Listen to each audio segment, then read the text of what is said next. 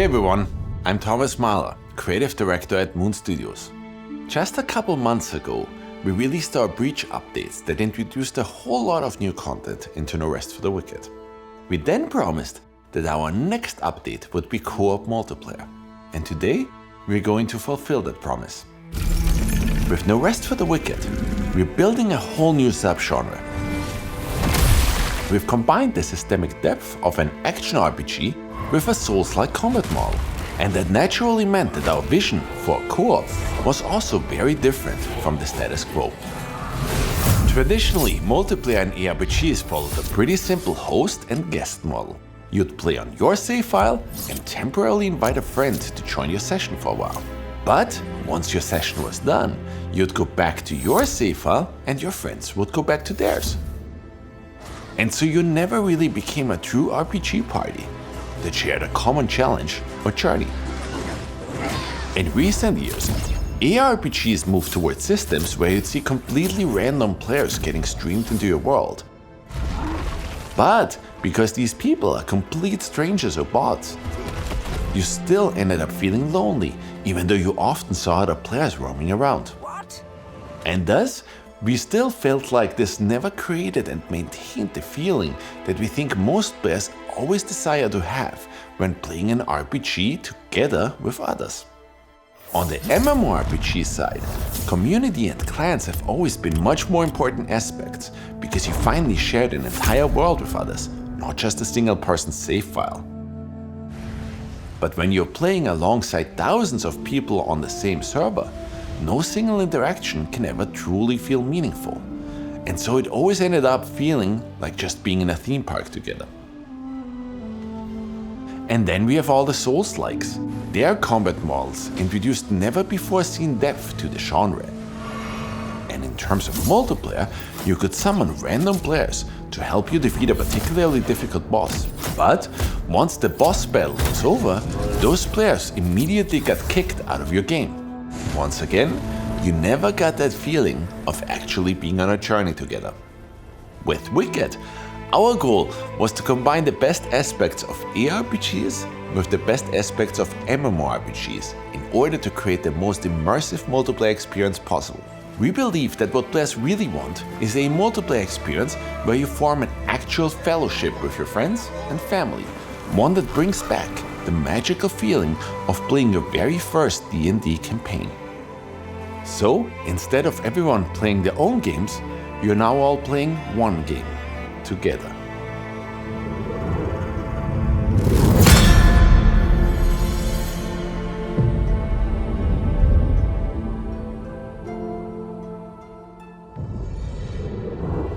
So far, in any of our live builds, any realm you created was a single-player realm.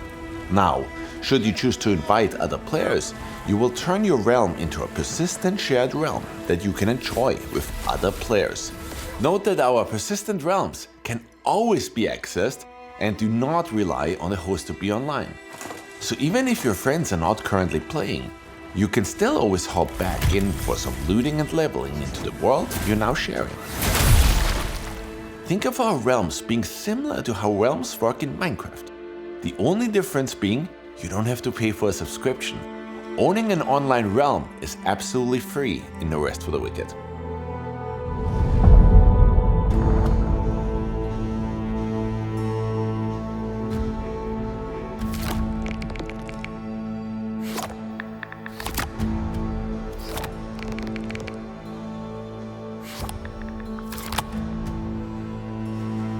I wanted to play with Patrick, so I simply selected him from my Steam friends list and sent him an invite.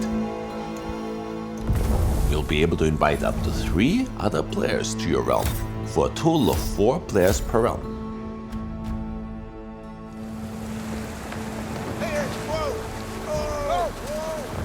As we started our journey, Patrick and I were roaming around the shallows together. Patrick took care of the first few enemies, while I took care of finding some wood for us. It's highly advisable to split up the various jobs if you're playing in a party. Patrick found the first big chest full of loot rather quickly. Loot in No Rest for the Wicked follows the first come first serve philosophy. Every piece of loot ought to be valuable. and we want to see players always thinking about members of their party and be highly encouraged to share whatever they might find. I already found a weapon before, and now I had two, but Patrick hadn't found one yet. Sharing is caring, so I decided to give Patrick the claymore I found. We listened to what players wanted and ensured that there are no restrictions whatsoever when it comes to trading. It's a completely free economy with no restrictive designs in place. Since our entire open world is lovingly handcrafted, we also applied this design ethos to enemy spawners. You will encounter more difficult, and different kinds of enemies spawning if you're playing Wicked in multiplayer. Ouch! Patrick got me with his swing there. Unlike other RPGs, No Rest for the Wicked is all about precision combat. That's why friendly fire is a thing. You'll always want to play together as a team and coordinate your attacks. Our enemies are quite smart and will react to being cornered by multiple players in clever ways.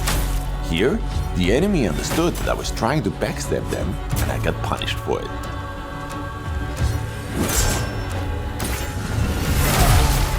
When you fall in battle and another player is around, they get a chance to resurrect you. Resurrecting other players will drain your own health though, so tread lightly. Since Patrick decided to use his claymore, I decided that going for a bow-based build might make sense. Patrick played the heavy tank, so I decided to play a ranged build by playing an archer. And for the Wicked veterans, we redesigned bows for No Rest for the Wicked together. We moved these from being offhand to fully feature two-handed weapons. Firing an arrow now is as simple as pressing the attack button, and similar to our melee weapons, every single bow now comes with a completely unique moveset. Around this point, I noticed that Patrick snatched most of the loot from me. And well, I might have overreacted. After Patrick and I put aside our differences, we were ready to engage in our first boss fight together. At this point, Corey decided to join our little group.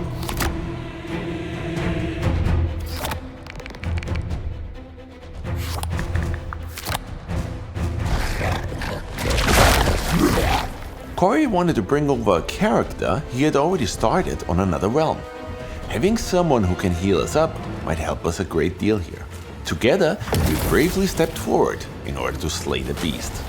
Patrick played the tank and ripped into Warwick using his claymore. I kept peppering him with arrows from afar.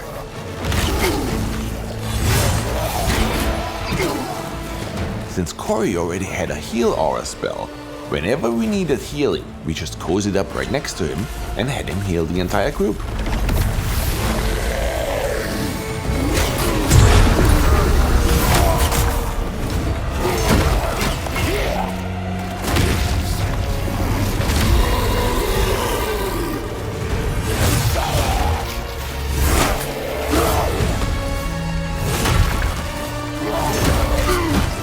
Enemies and bosses in multiplayer get new AI behaviors, so even if you think you mastered our bosses before, you might be surprised once you're trying to slay a boss with your buddies.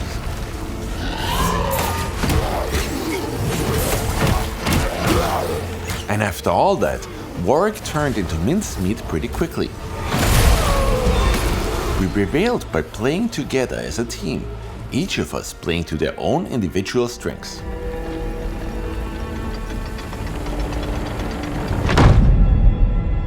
After arriving in Sacrament and spending the night there, I spent a little more time playing and then logged off for tonight, while Corey and Patrick kept playing.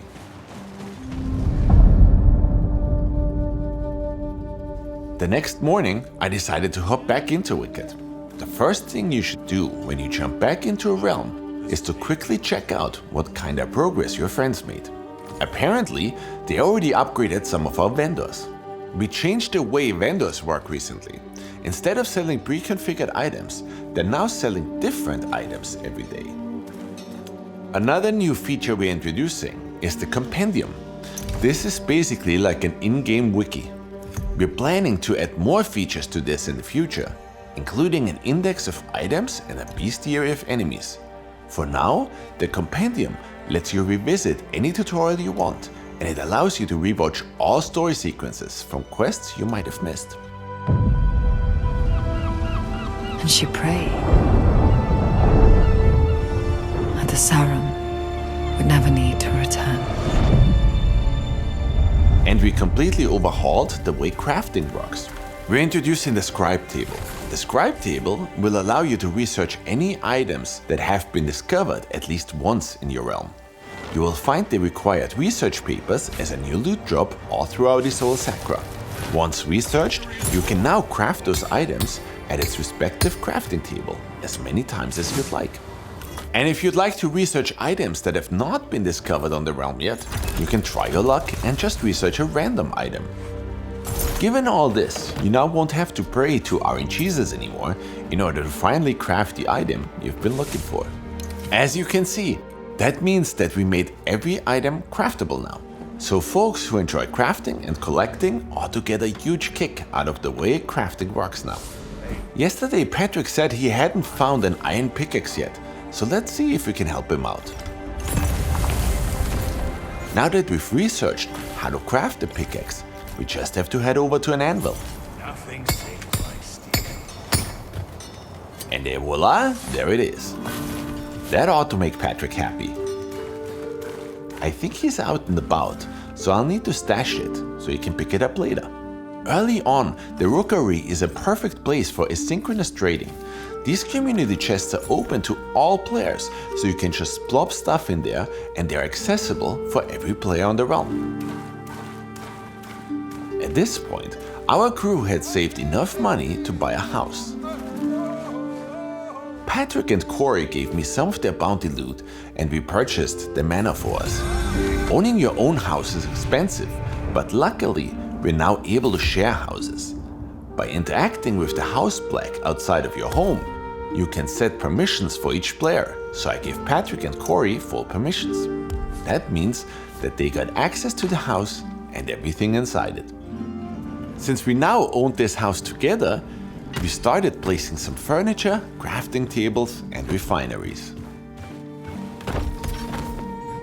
Even though Corey and Patrick also had access to this house now, I placed some items for myself into this chest here that I didn't want them to grab.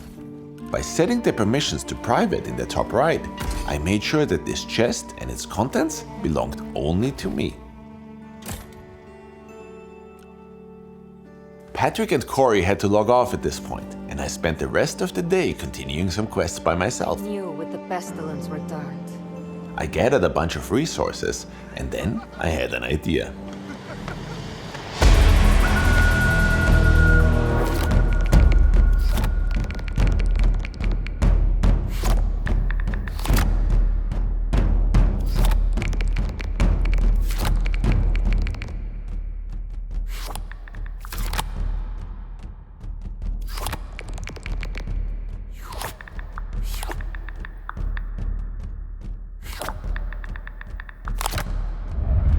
Hey folks, I'm Patrick from Moon's tech team. Since Thomas decided to get greedy on us, I hit up Corey again and we discussed what our best course of action was. Thomas made the mistake of promoting me to also be the realm's owner. So at first we debated kicking Thomas from our realm, but we knew Thomas was just messing around. So we decided to get him back a different way.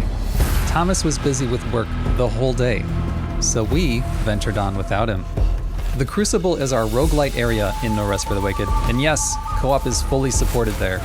We managed to get quite far a few times, but never made it all the way to the bottom. Still, we got some good loot out of it. We made good progress on day 3, finishing bounties, ripping through the Black Trench, battling the Riven Twins, gathering resources, catching fish, and through all of that, we leveled nicely and bought up all the houses Thomas didn't snatch yet. There was only one thing left to do. The next day, I was excited to hop in to sell my real estate to our group. I first wanted to grab some of my stuff. What the hell? Where's the stuff?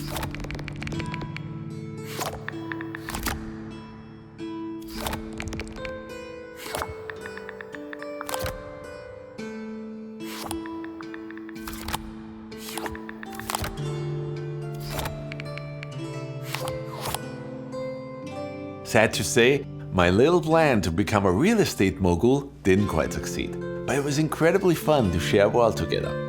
Now, we know many of you are incredibly excited to finally play No Rest for the Wicked with your friends, but some of you will also be wondering, but what has changed for single player? Short answer, a lot. So let's dive into all the new systems and improvements we've made since our last update.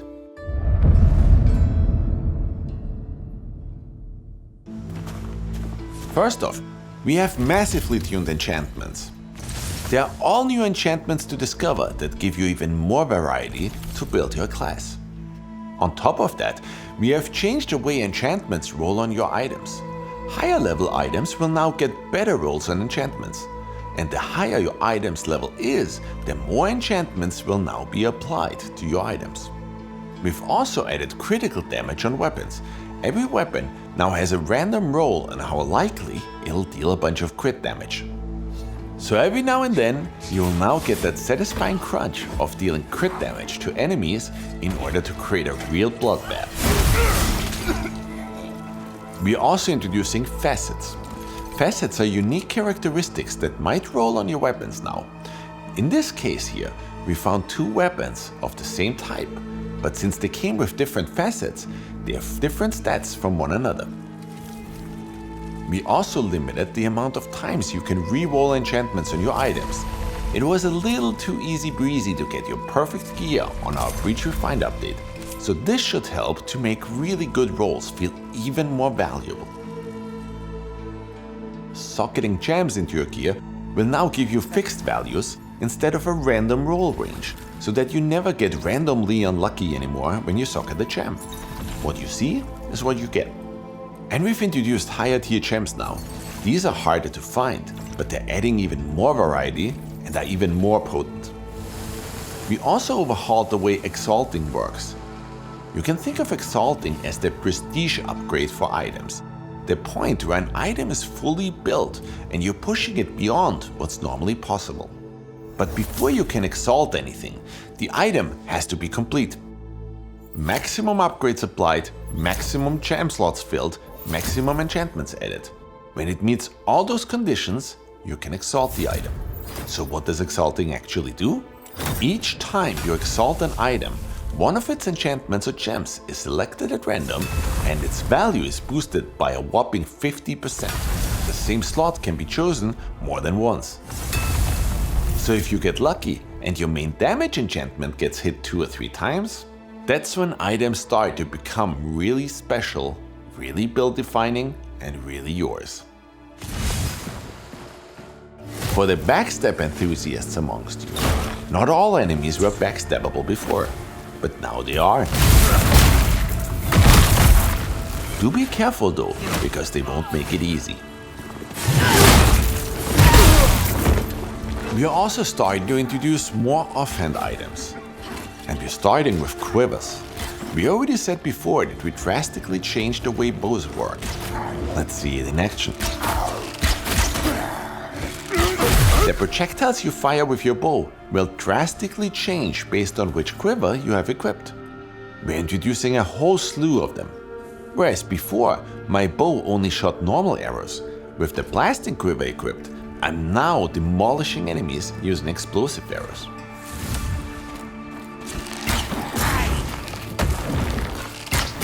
And we heard that some of you were looking for even more challenge, so in the hardest difficulty, prepare to face even more enemies than ever before. And these are just a handful of the systemic changes we made to No Rest for the Wicked since our last update. There are plenty more changes that ought to make Wicked deeper and more satisfying than ever before.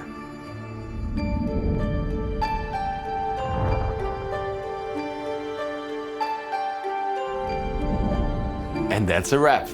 I hope you enjoyed what we showed you today.